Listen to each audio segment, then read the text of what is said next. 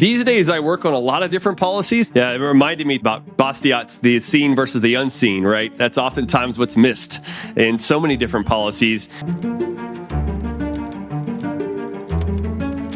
I got into AI and tech because, I mean, that's the growing issue, AI revolution, and there's a lot of pushback on data centers and everything else. Really been my bread and butter is government spending. Fiscal rules, let's have something that restrains the growth of government, and you don't want to just look at taxes. That's a symptom of the disease of spending. If you don't keep your eye on spending, as Friedman says, you're not looking at the size of government. And started kind of this movement of responsible budgeting, sustainable budgeting, where I've worked with about 15 different think tanks to create their own responsible budget, where they're saying, look, the government's going to come out with their own budget, but here are the top line numbers that you shouldn't go above. And using that as a messaging tool to say, if you go above this, then you're excessively spending taxpayer money. And even better is if you can show how much is affecting per family, or what's the average cost for a family of 4 of their government, right? That really brings it home, because now when they're looking at their budgeting for the year, you got to think about how much taxes you're paying. But it also infiltrates many other areas of our economy. When the government spends money on healthcare,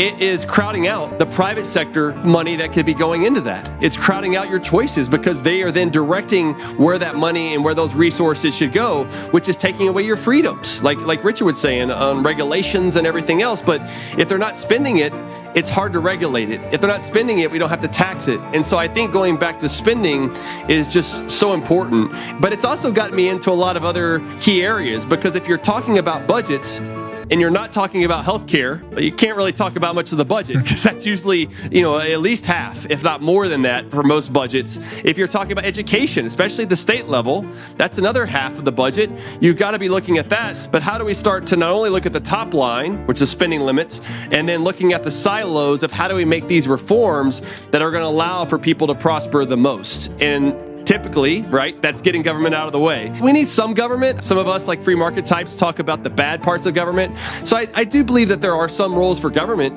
just very limited.